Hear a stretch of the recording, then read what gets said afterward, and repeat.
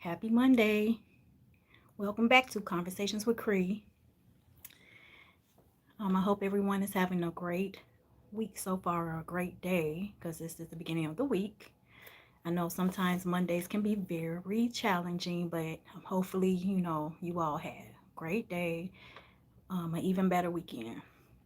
So, today we will be talking about, well, my title for this live is Use Your Voice to Uplift and Encourage Others. So that's been the topic for the month of December, is using your voice. Um, I like to start with a Bible verse every week. So this week's Bible verse is from Ephesians 4:29. Let no corrupt communication proceed out of your mouth, but that which is good to the use of edifying, that it may minister grace unto the hearers. Once again, let no corrupt communication proceed out of your mouth, but that which is good to the use of edifying, that it may minister grace unto the hearers. So, when I read that verse and kind of think about it, what that means to me is words have power and can stick around long after they have been spoken. It encourages people to be mindful of what they say to others and to choose words that are helpful to build others up. So that's how I came up with, my topic for this week. Use your voice to uplift and encourage others. I think that is very important for so many reasons. But I want to recap last week. Last week we talked about using your voice um, to tell your story.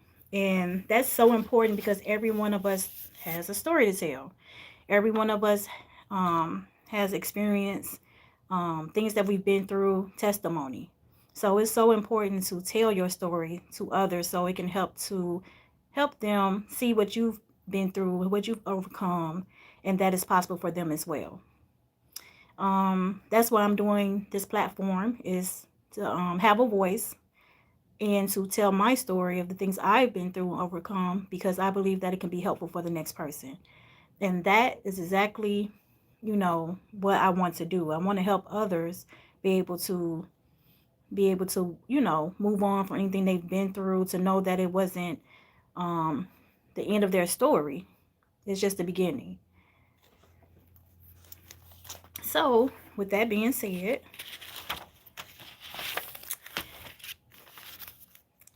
one of the first things that I want to pinpoint when it comes to this topic is speaking with positivity.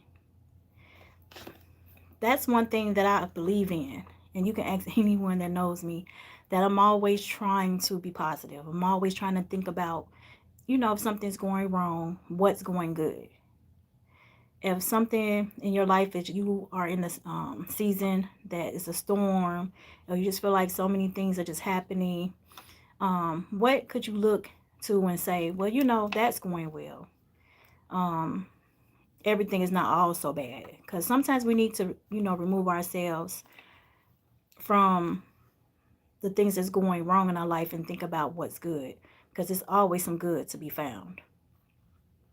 And it's also good to speak positivity to other people, to always try to be uplifting. If someone comes to you with a problem or something they're going through, you can offer them some kind words.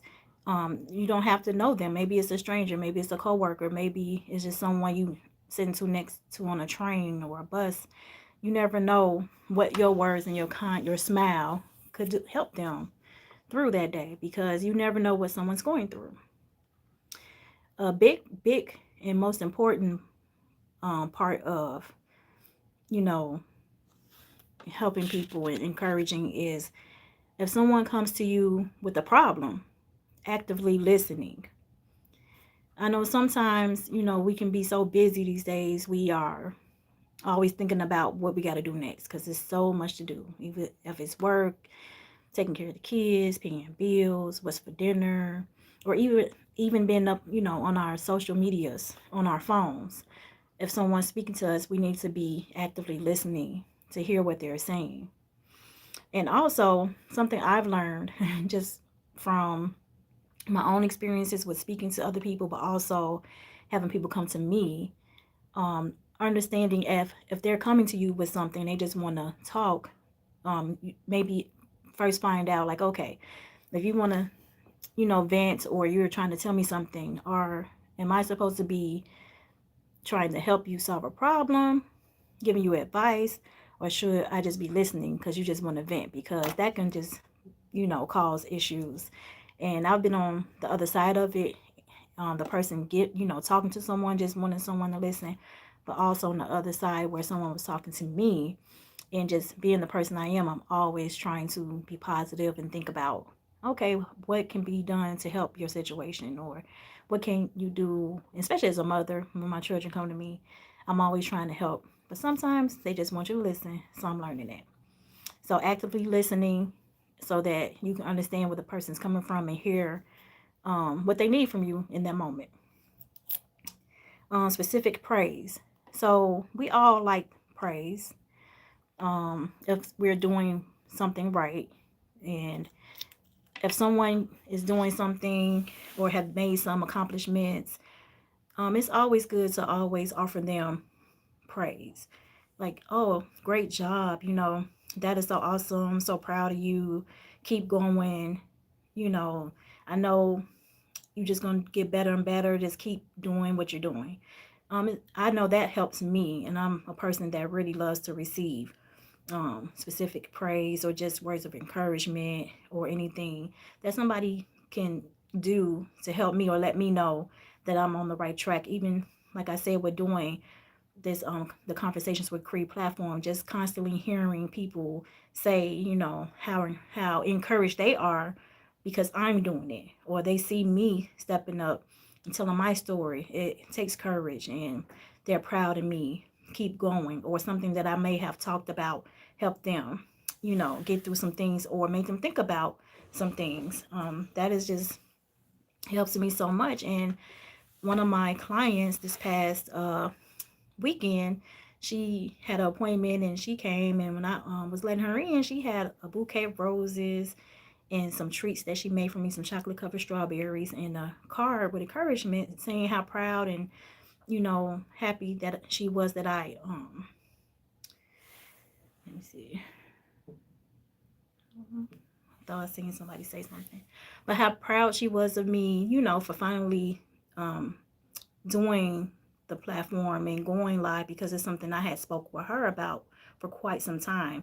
And that just meant the world to me. Like, she did not have to do that, but she did out the kindness of her heart. And it meant everything. So just being kind, giving praise, using words of encouragement to help others is just really, really big. Okay, being present. That can kind of go along with the active listening, being present when someone is in your presence or you're spending time with someone.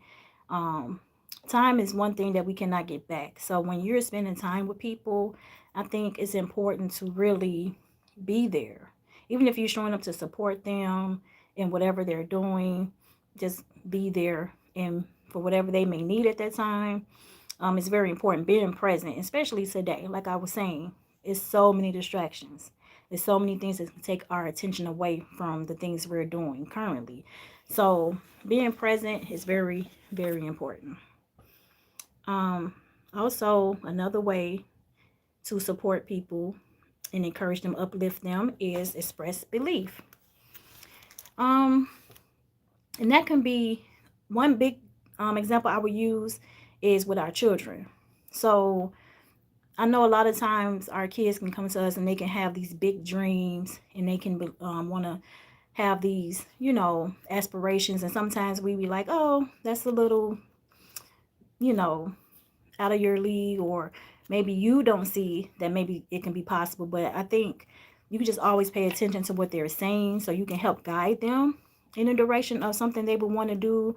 Because you never know how, if you knock them down, when they come to you, with something, saying that's something they would like to do. And if you say, well, I don't know if that'll work or if that's possible, then they may go away from that thinking that it's not possible. And I've seen so many kids as adults talk about, how they had dreams and aspirations in either a teacher or someone that, a parent or a family member told them that they didn't think it was possible or they was negative about the situation. That is so important to just build our children up, you know, to express belief. And that not even for our children, for everyone, for anyone that's in your life that's saying, oh, I have ideas, I want to start a business, maybe, you know, they're in a career and they just feel like that's not something they want to do anymore. They want to go back to school. Be encouraging. Lift them up. Tell them, yes, I believe in you. Anything that you want to do, if you do the work, it can be done for sure. Thanks, Linda. I appreciate that. I try to, you know what? I think I am a very, very patient person. And um, that's got to be a gift from God because I don't know where it comes from.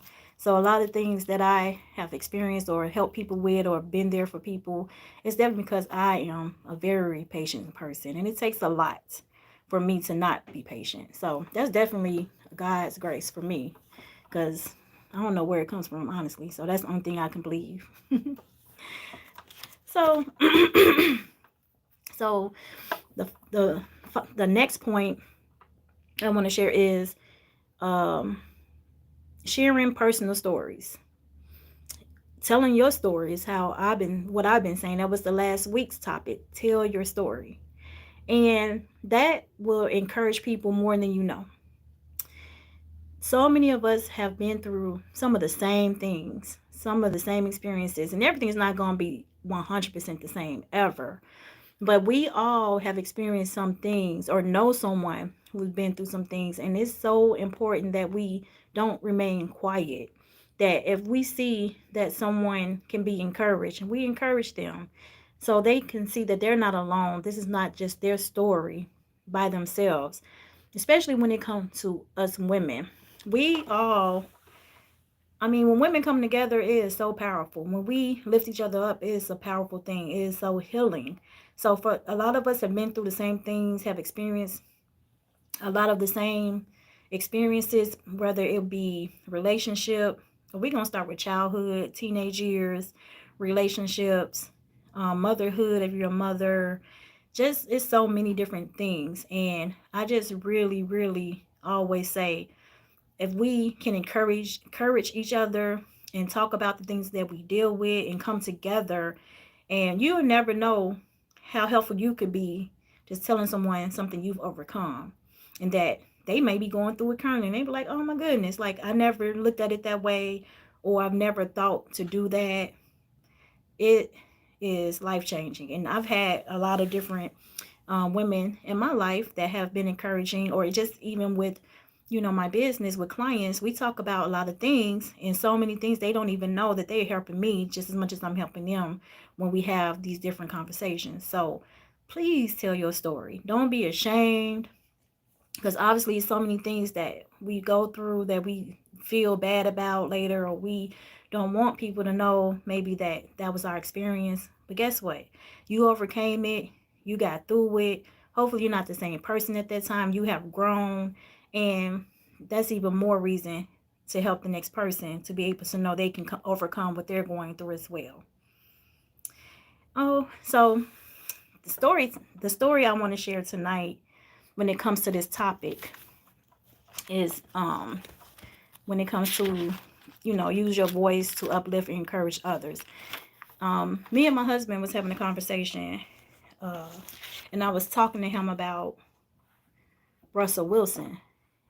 He's a big football fan. I look at football because he's such a big fan. So I follow teams, and I'm not a diehard at all, and I don't even understand a lot of it. But one of my favorite football players is Russell Wilson. And when I became a fan of his, he was the quarterback for the Seattle Seahawks. And I just loved everything he represented. I'm talking about just seeing him play back then. He was amazing. But just to learn more about who he was as a person and how he would talk about God, and he just had something about him that I was just like, that's seems like a good person, and he's a good football player. I enjoyed watching him play, so I became a fan. So of course, they won a Super Bowl. That was super exciting because, when you are rooting for a team and they win, it's always exciting. But of course, then they lost one, which was heartbreaking because it was so close and they should have won. But I continued to follow him, and not only as a football player, but who he was, the things he would speak about, and how he would pray, before they would play a game. And it was always about giving glory to God. So I was like, wow, that's amazing. So also, I was a fan of Sierra, the singer, who is his wife now. So when they announced that they were going to be together, I was just so excited. I'm like, oh my goodness, two of the people that I love, as celebrities, they're going to be together. And I just thought that was beautiful. So, if you follow football, if you don't, you may have heard about the story and what has happened, recently, and the things he's had to deal with. Um, he left Seattle, and Denver was the next team that he would go to, and they definitely paid him a lot of money to come play. And me and my husband was having this conversation, and he was saying that, you know, with all the money that and all the trades they did to get him, Russell did not step up and do what he was expected to do as a player. And I get that, it wasn't the Russell they was thinking they were getting that they seen in Seattle. But my thing was, when I started noticing, like when they um brought Sean Payton in, which is the coach of Denver now, and the way he was treating Russell on the sidelines, the way he was yelling at him and just demeaning him in the public eye, and just yelling, and I know that's part of the sport, but something about that just didn't sit right with me. And I did not agree with the way he was doing, because I just felt like that wasn't a professional way to be doing things. Even if you're frustrated, I just felt like he had a dislike for Russell Wilson. But one thing Russell Wilson did was he stayed professional. He kept his head high, and he just showed up every week to try to get better and do what it was he needed to do. Now, in that situation, the reason I'm telling that story is because to me, that wasn't an example of somebody speaking or uplifting or encouraging a person. It wasn't. It was just downright just nastiness. And later on, some stories came out, um, at the end of the season, they had benched him because of a clause that they wanted him to take out of his contract. And if he did not, they pretty much gave him an ultimatum that he would not be able to play, which that was definitely not supposed to happen. And through all that, he just remained so humble and just such a man of God. And he spoke about, in the interview, that he just loves football. He loves God, his family, and football. And so he just wanted to continue to try to play and do the best he could, but it just wasn't working out. So he ended up getting released, and the next team, which is his current team that he's on, is Pittsburgh. And lately, as watching, you can see such a difference between, the two places he was in. The first place, yes, in Seattle, I feel like he was had that same encouragement with the coach, and I've heard that the players in their relationships wasn't the best. Um, but here in Seattle, I'm sorry, yeah, here in Pittsburgh, his new team, there is a coach that's speaking life into him. He has a rapport and brotherhood with his teammates. He's a leader. He's showing up as a leader. He's, encouraging them just as well as they're encouraging him, and they're playing beautifully as a team. So the coach, the quarterback, who was Russell Wilson, and the rest of the team, is all just a beautiful thing to watch because everybody is in one sync and on one accord. And I think that's an example of, if you're in an environment of positiveness or where people are speaking life into you, it just makes such a difference. And can I say that if Sean Payton would have came into Denver and had that same energy, would it have made a difference? It might not have. But I just felt like you can just see the difference. It doesn't help the situation. Anytime something's going on, you don't want nobody coming to you and just being negative and talking bad to you and talking down to you or about you. So you would rather have somebody being positive that's in your life, always encouraging, always pushing you to be the best person that you can be. And that's all I'm saying, that we as people definitely need to do better when it comes to encouraging each other and always speaking life into each other and always, just seeing how you can be helpful to the next person, because it just, this world and the life that we live in right now is so negative, and there's so many bad things happening, that maybe you can be the change that's needed, if not for the whole world, for the area that you are in, for the people you come in contact with, going to work with a positive attitude, smiling, um, just being encouraging where you can, where it's warranted, not, not pushing yourself off on people if that's not what they want, of course, not doing those type of things, but just always trying to be the best person you can be to the next person, because that's what God wants us to be and want us to be doing. Because when we do that, we show people that we are living a life, you know that God wants us all to live. God gave us all individuality. He gave us all a voice, and we all should be using it, to help the next person. And that's what I try to do daily. And don't get me wrong, every day is not a good day, but I still try to find the good in whatever situation I'm going through. Even if I can't, I just try to, think about things and try to work through it, pray about it. And tomorrow is a new day to try to do better. Um, so yes, let me see. We got 4 people on here. Who's on here with me today? Can everybody say hello? I see it's Linda. Does anybody else say anything so I can see who's on here with me? No?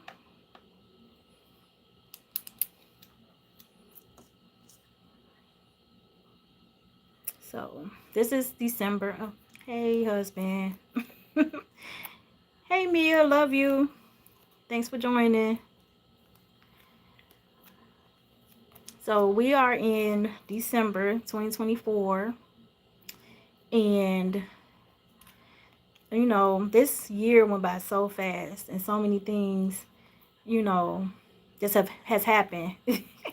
So many things, so many good things, and so many not so good things. But one thing that I am so happy about is that I'm still here. I'm blessed. I still have my family. All my children are healthy and thriving. And that's all I can ask for real. Because at the end of the day, there's nothing more important than that to me. My friends, I have my family, the people that, show up for me. And that's what I'm worried about and caring about the most.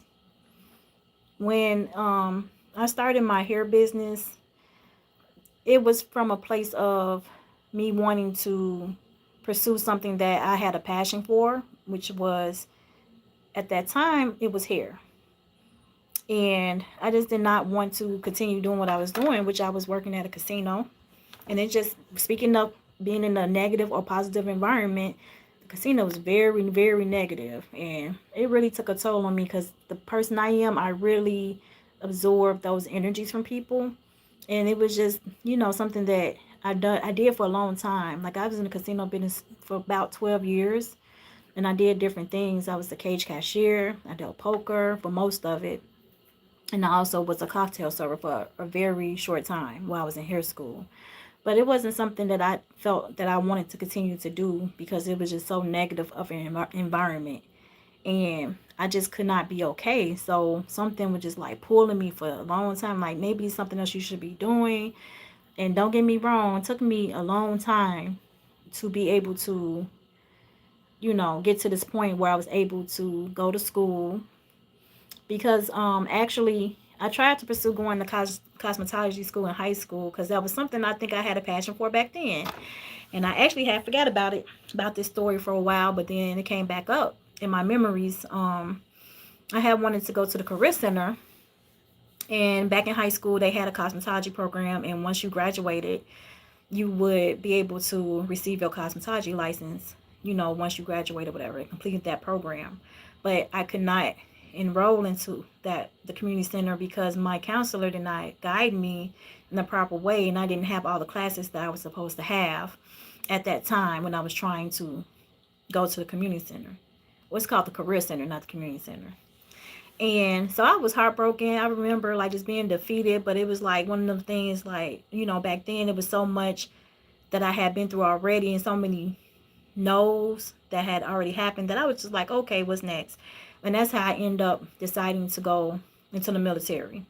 But from that time that I was told no, that I could not participate in the career center, and up until an adult, just thinking about I cannot be in this casino no longer, I never thought about pursuing doing hair or getting my license up until that point because I just knew I had to do something different.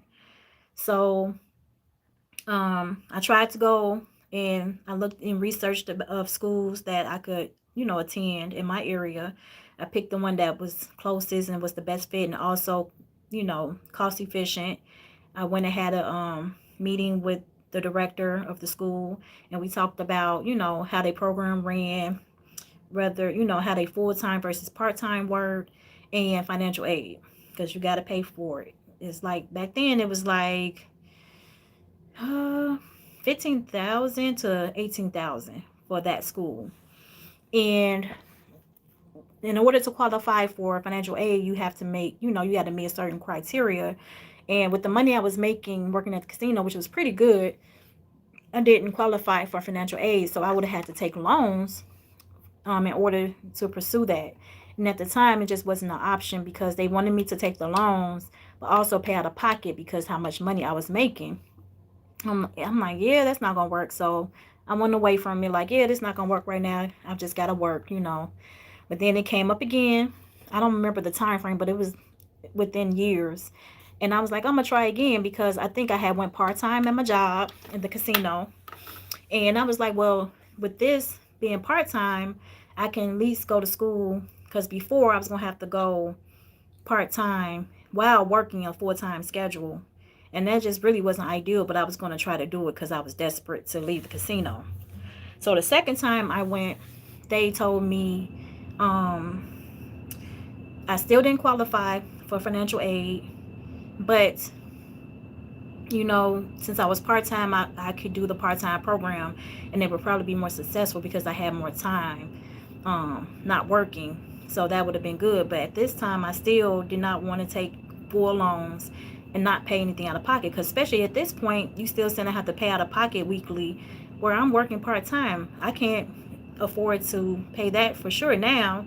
So once again, I went away from it and I was like, well, it just ain't time. I don't know. So within the time frame of me still working, I left one casino and went that I had been at for like 9 years dealing poker, and I went back to the first casino I ever worked at because they had a poker room, and I worked there for a year part time. And within that time frame, I met a person who gave me an opportunity to work as an insurance agent, and I did that for 1 year. And it was pros and cons, but it just definitely wasn't something that I was prepared for. But one thing it did prepare me for was running a business, pretty much because I was a independent contractor making my own money. And at about a time it was coming to like a year of doing that, and I realized this is not something I want to do or want to continue to do. I loved helping people, but overall it just wasn't what I thought it was going to be. But one thing I did realize was that I had did this for so long. I did pretty well for my first year. But if I was going to work at something so hard, because you had to build your book of business and, meet people and get people to want to meet with you in order to sign up for insurance. I'm like, if I'm working this hard, doing something I really don't care to do overall, why not work this hard to build a business or do something that I have a passion for, and which came back to hair. So I was like, I've been doing this for, a year. My income is nowhere near where it was. So maybe, let me go and revisit this again. So I went back to the school, And I met with the director again. And at this point, everything had changed with the program. The program was perfect for what I needed at that time. I was a wife, a mother, and they had a Monday through Friday schedule. You was off on the weekends. You were able to have breaks, like 2 breaks in the year during the fall and the spring, I think. And then it was an 11-month program. And then the main thing was that since I had, my income had decreased to the point that it did, I was able to not, I could, qualify for financial aid, but also not have to pay anything out of pocket. And I can do it full time now because I was going to be doing it, not, leaving what I was doing. So I was just so excited, y'all. And so the person I was talking to get enrolled and everything, she was like, we do have a hardship um, grant that you can apply for, because I think I had told her that my income had dropped quite a bit in the last year. So I had to write an essay about why, what happened, what was my circumstance, why did my income decrease so much. And I did that, and I was able to get a $10,000 grant that, I did not have to pay back, of course, to go towards the money to pay for the tuition. So that was just amazing. And I just had so much, support from my husband, from my mother-in-law, and so much encouragement, but also just the drive and the passion to want to do it. And one thing that taught me, now that I look back, because going through it, it was hard work still, with going to school and having the kids and having the household and having responsibilities. But I did it, and I did graduate within that, I think, 10 months in the program, going straight through. But one thing I learned from that whole experience is that you can do anything you put your mind to. If there's something that God puts on your heart, you should definitely pursue it, no matter how foreign it feels, how uncomfortable it feels. Please go, because what is going to happen is he is going to provide everything you need to be successful. That scripture where if he bring you to it, what did it say? If he bring you to it, he will get you through it, or something like that. He's going to provide. He's going to make sure that everything you need, the people are going to present. And that's what I look at, because all the other times that I wanted to do it so bad, even back when I was in high school, it just wasn't the time. But when I pursued it at the perfect time, in his timing, everything just aligned. Just from getting the grant to the program being perfect for what I needed to be, being able to graduate in 10 months and get my license. And I'm so thankful for it. So me telling that long story, y'all, was just to try to encourage anyone that's thinking about, doing something different. If they have aspirations, if you have any passions, if you just always have something that's been nagging and, just pulling at you that you should do, but it's something stopping you, don't let it stop you no longer. Because all you have to do is just start. Do one thing towards doing that, whatever it is that you've been called to do, or it's been on your heart to do. Because even with having my business, have been successful, and I'm so thankful for that. But what I've realized, the passion I have is not really hair, it's the people. It's the people that I get to interact with. It's the people I come in contact with. The people that become more than just clients. That we are really just building a great relationship of two people. That's what my passion is, to be able to see people smile. And not only just from when I do their hair, but just the talks we have. How we encourage them to, keep going. Or just, to have someone they can talk to. And just vent. And have a listening ear without judgment. And so it's something pulling at me for something bigger in this season, and that's why I'm doing and have been called to do my lives and do conversation with Cree. So I just know it's going to continue to grow, and it's going to be so much bigger. And I hope that you all will continue to support and just keep chiming in every week, because you never know what the conversation will be and how it can bless you. And I'm doing it on YouTube, so everybody can come back and look at it. Even if you're not catching the lives, you can still come back and see the videos. But one main thing, that this will be here in the future for my children, their children, and their children's children. to see and to say, hey, that was my grandmother or my great grandma, and she did something great. And she, was helping people. She was telling her story. She was using her voice, and she was being the person that God made her to be finally. Because I have not always understood what I know now, and I'm going to continue to walk this path, and look to God for his guidance. But main thing is being kind, being positive, and helping anyone I can to just be a positive person in their life, to encourage them and to let them know that you can do anything you want to do. You don't have to be stuck in your past. We can heal from that and move forward, being the people who God made us to be. So that's all I got for y'all tonight, y'all. That's it. Um, Definitely gonna be back here next Monday with a new topic. Same thing. Use your voice, because that's why we have one. And God wants us all to use the voice He gave us. So with that being said, make sure to join me next Monday, the same time in the same place. I love y'all. See y'all soon. Bye.